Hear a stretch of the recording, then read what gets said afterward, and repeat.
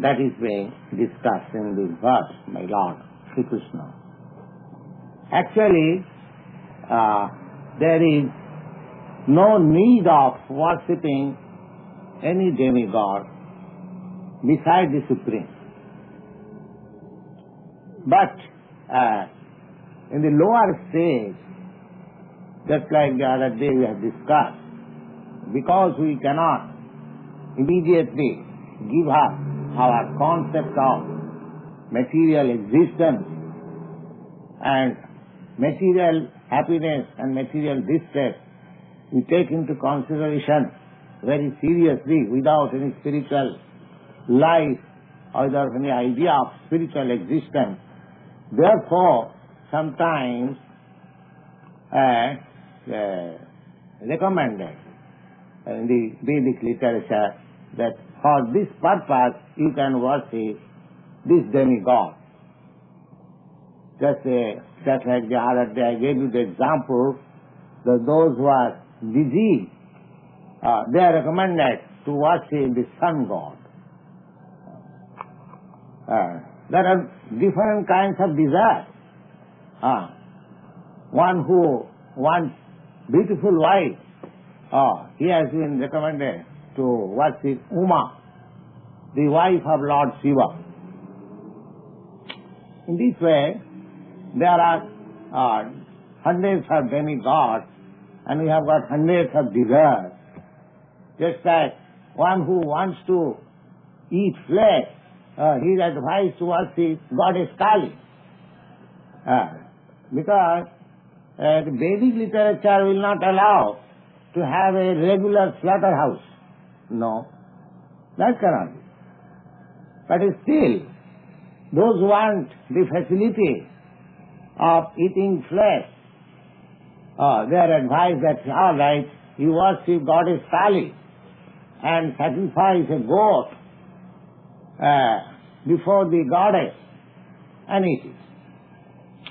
But there is a great list of formulas to make that, sacrifice of goat. Not that I take a goat or cow to the slaughterhouse and cut it. No, that is not enough. The idea is to restrict him, not to encourage him. Just like, not in your country, in our country, there is prohibition. In some cities there is strictly prohibition. No wine can be available. But still there are wine shops under government license. So these wine shops does not mean to encourage citizens to come and drink wine. No. The idea is to restrict those who cannot live without liquor. For them there is some concession, because one must live after all. Similarly, one who cannot avoid meat eating, for him that demigod, Goddess Kali. But unfortunately, some foolish persons, they have advertised that Goddess Kali worshipping, he has become God. These are all foolishness. This recommendation, here it is said by Lord Sri, Teti Mameva Kauntya, that worship of different demigods is indirectly offering worship to me because they are my representatives. But Abhidhipurvakam. Abhidhipurvakam, it is not prescribed. Abhidhipurvakam. It is what is called in English, which is not legal, illegal, not prohibited, something which is not allowed by law, but sometimes some concession is given. So anyway, it is clearly stated here, Abhidhipurvakam. Then Vidhipurvakam also, Vidhipurvakam is under regulation. Just like in your body, In your body, you have to take special care of your stomach, the digesting machine for your food stuff. If your digestion is all right, then the energy will be supplied equal to all parts of the body. So, that is necessary. But at the same time, it is not prohibited that you should not take care of the hand, which is a part of your body. That's all. Similarly, to worship demigod may be accepted if people know that these demigods are authorized agents of the Supreme Lord. There is acceptance of Supreme Lord. But those fools who do not accept the Supreme God and misunderstand that this particular type of demigod is all in all, they are doing nonsense. They are doing nonsense. They are placing so many competitors of the Supreme Lord. That is avidipurva. That is illegal. Nobody can be competitor of the Supreme Lord. The Supreme Lord is known as asamodha, asama avudha. Nobody is greater than the Supreme Lord, and nobody is equal on the same level. Everyone, whatever he may be, however powerful he may be, they are all living entities. There are innumerable living entities, and some of them are by degree, one is powerful more than the other. So, in the material world, we can see that Brahma, Lord Brahma, is the most powerful demigod. Similarly, Lord Shiva is also next to Brahma or equal to Brahma. Somebody says he is more than Brahma, whatever it may be. So, Lord Shiva and Lord Brahma are considered to be the most powerful demigod. But still, it is prohibited that one should not think of them as equal to the Supreme Lord. It is strictly prohibited in Vaishnava Puranas. It is said like this, Jastu Narayanam Devam, Jastu Narayanam Devam, Brahma Rudradi Devati, Samatrena Vikkheta Sapashandi Bhave Dhruvam. Any person who keeps on the same level demigods like Brahma Rudra, that means Brahma and Lord Shiva, with Narayan. Narayan is the Supreme Lord. Jastu Narayan Devam, Brahma Rudradi Devati. They are very big demigods. But even they cannot be placed on the equal level of Narayana, the Supreme Lord. Just to Samastena Vikkheta, anyone says that to me everyone is the same. He is passionly. His passionly means non-faithful, unfaithful, unbeliever. He is passionly. So passionly bhavedhuvam. He is unbeliever. He has no faith in God. He is unbeliever. So, if we worship demigods as part and parcel of the Supreme Lord, then it is all right. But if we accept a particular type of demigod as he is the Lord, then that is irregular. That is not accepted here in the Bhagavad-gītā. Avidhi-purvakam. Aham hi sarvajagyanam bhokta ca prabhurev ca nasumam abhijananti tattena ataschavanti te. The Lord says, I am the only enjoyer, beneficiary of all kinds of sacrifices. Aham hi bhokta, aham hi sarvajagyanam bhokta. Bhokta means enjoyer. Just like in the office or in the factory, so many workers, they are working day and night producing money. But who is the bhokta? Who is the enjoyer? The enjoyer is the proprietor. They are not enjoyers. They are laborers. They are workers. Similarly, any kind of worship, any kind of sacrifice, any kind of charity, any kind of penance, any kind of austerity, any kind of philosophical discussion, any kinds of meditation. There are so many things recommended for self-realization or the Supreme Absolute Truth realization. The Lord Krishna says, all those processes, the ultimate beneficiary is I am, myself, Lord Krishna. And he sarvajoganam bhokta, Prabhurevas, master. Prabhu means master. Natumam avijananti. People do not know me. Natumam avijananti, that Krishna is the supreme enjoyer, the absolute enjoyer. We are all enjoyed. There are two things, enjoyer and the enjoyed. Just like a crude example can be given. That a husband and wife, the husband is supposed to be the enjoyer and the wife is supposed to be the enjoyed. But the enjoyment is the same for both. But if you make division, it is understood that the husband is predominated and the wife is predominated. So here, Prabhu means he is the predominator and everyone is predominated.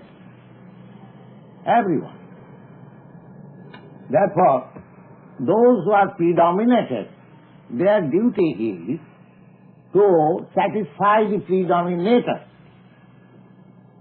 And when the predominator is satisfied, both the predominator and the predominated get the equal result. So, the Vaishnava philosophy, they want to remain predominated by the Supreme Predominator. And the Mahabharata philosophy, the monists, they want to merge into the predominator. Their idea is to become themselves predominator. When they fail to become predominator in this material world, we are all trying to become predominator. Everyone is trying. Bhokta. And competition is going on. You are some predominator, say over 1,000 of workers or office clerks. Your office is so big, so I want to make my office bigger than you. So I want to become greater predominator than you.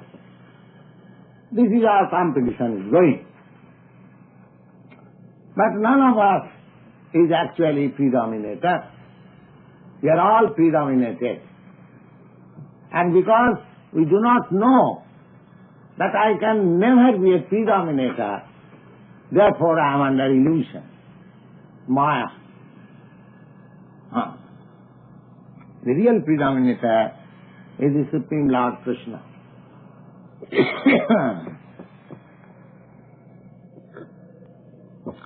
Aham sarvajukkhānaṁ bhokta prabhurevasa. He is the predominator. Natumam avijananti. People, they do not know. They want to become predominators themselves. But that is not possible. By nature, he is not so. I want to be predominator. But actually, I am being predominated by my desires, by my lust, by my anger, by my avarice, and so many good qualities. They are controlling me. I am angry, so I tell you something. Nonsense. You see? So that I am predominated by the anger. Kama, krodha. So therefore, one who knows that I am not predominator, I am predominated. Suppose I am the head of the family. I am thinking that I am head of the family. But I am being controlled by the family members. I want to satisfy my wife, I want to satisfy my children, and if they are unsatisfied, then there is disruption in my family. Suppose I want to become the president. So my business will be to keep the citizens satisfied. Otherwise, next vote I shall not get the post. So I am being predominated by the voting power.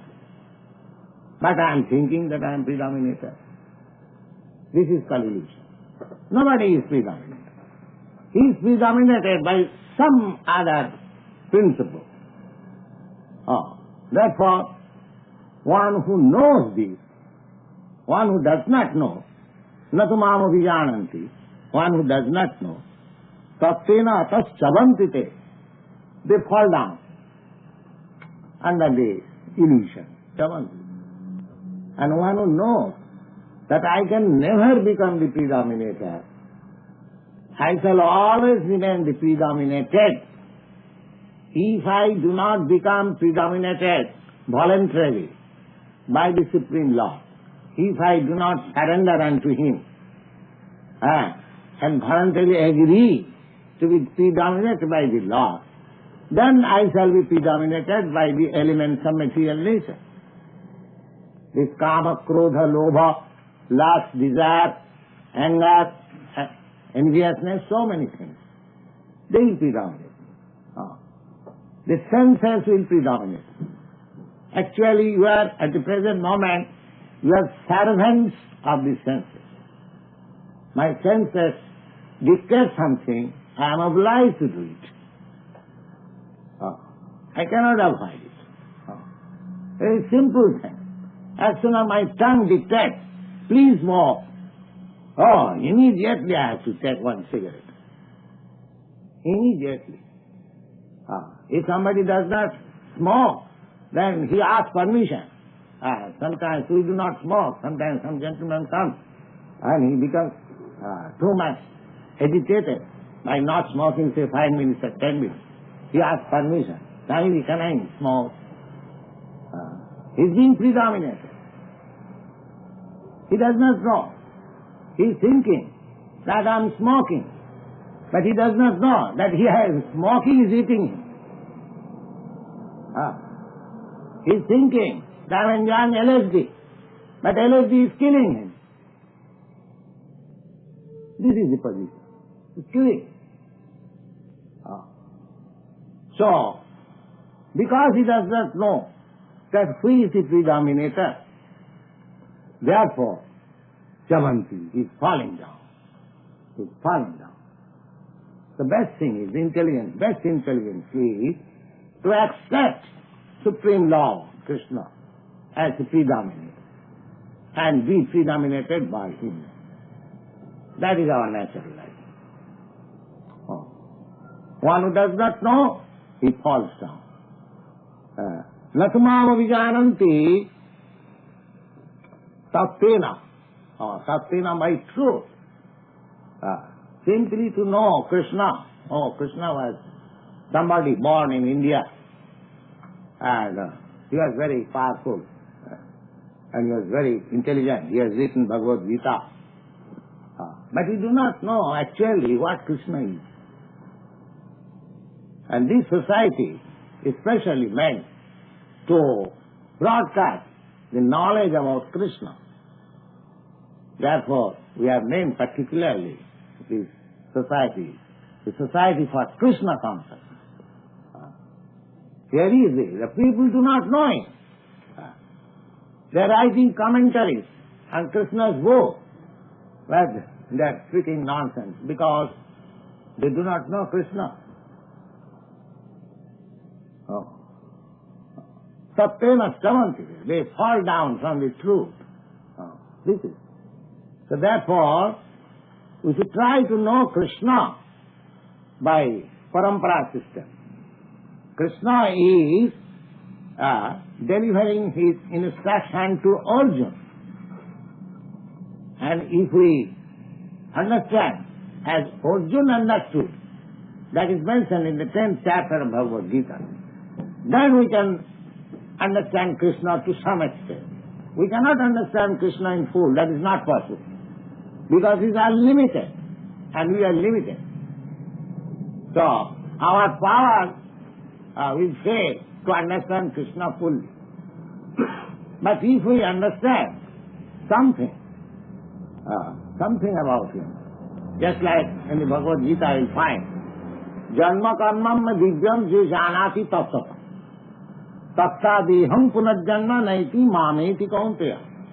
My dear Arjuna, anyone who simply knows how I take my birth and how I am working, janma karma, divyam, transcendentally, that person becomes immediately liberated. How is that? Na tattadeham, after quitting this body, he never comes again to this material world. Then where does he go? Mameti, in my kingdom.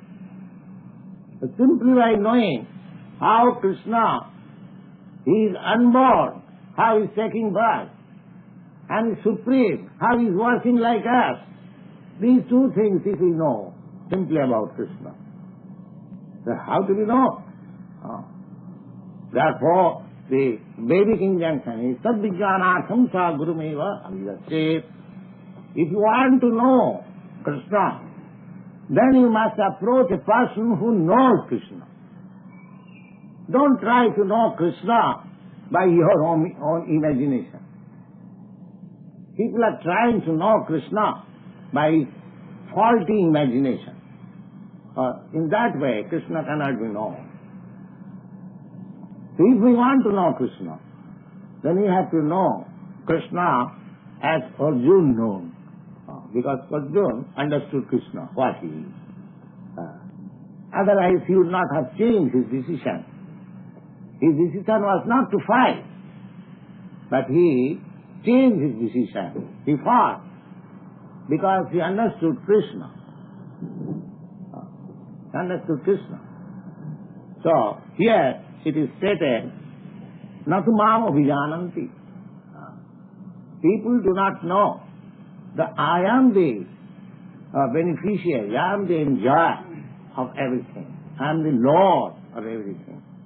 Therefore everything should be done for me. Everything should be offered to me.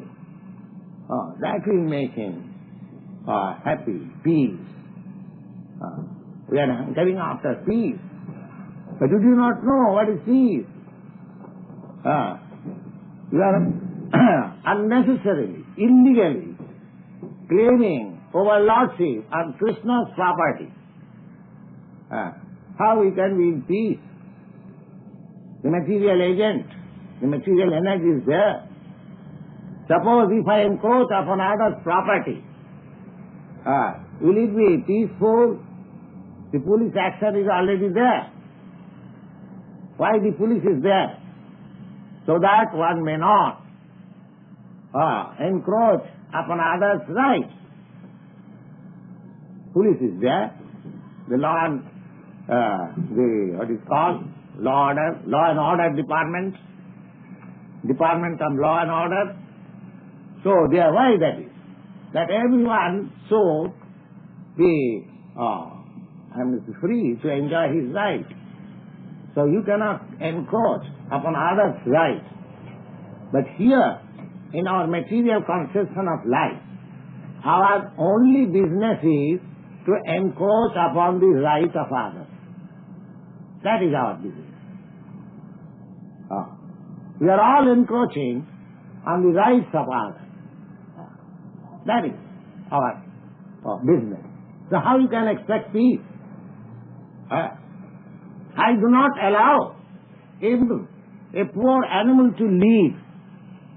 I am encroaching upon his body. The poor animal is living at the cost of God, but I am encroaching upon his rights, and still we want to establish our right. We encroach upon others' property, others' land, and we want peace. How there can be peace? Our business is to encroach upon others' property, and we want to be peaceful. That there cannot be peaceful.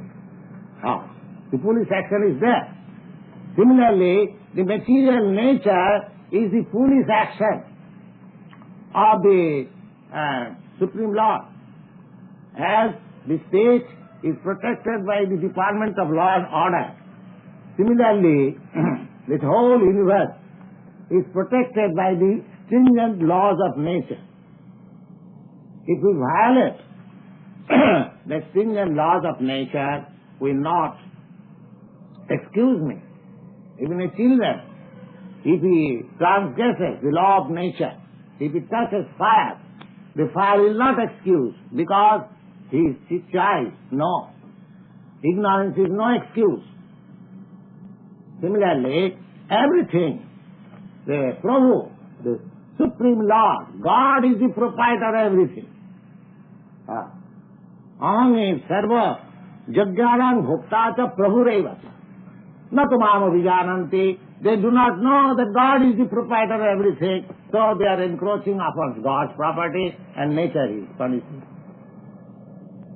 This is all. You cannot avoid. Daividhyesa gunamai mama maya durutta. The law of nature is very strong and stringent. Just a small example. A child touching fire. Fire does not excuse. Let's see how much stringent law of nature. The law of nature is very stringent. So everything belongs to Krishna or the Supreme Lord, and we do not know it, and therefore we are encroaching upon the property of Krishna, and the law of nature punishing us. This is the law. Then if you want to stop this, then you have to surrender to the law. Mame vaja prapadnanti mayami tang taranti. Anyone who surrenders unto the Supreme, he becomes away from the stringent laws of nature. He becomes peaceful. He becomes happy. One who is in Krishna consciousness, he is happy. He is peaceful. He does not do any harm to anyone, not even to the ant. What to speak of other animals? He enjoys according to the direction of Krishna. And enjoys very nicely.